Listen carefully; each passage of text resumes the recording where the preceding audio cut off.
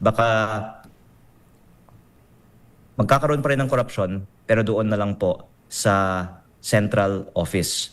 At hindi ko naman po sinasabi na magkakaroon ng bigayan ng kickback sa itong individual o yang individual. Pero mahirap po talaga kasing iwasan ng korupsyon sa DPWH. Pag bago kang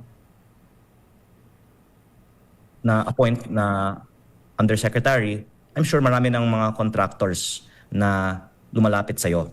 Kahit hindi ikaw yung lumalapit sa kanila. At kahit hindi ka humihingi, baka sila ay may inaalok.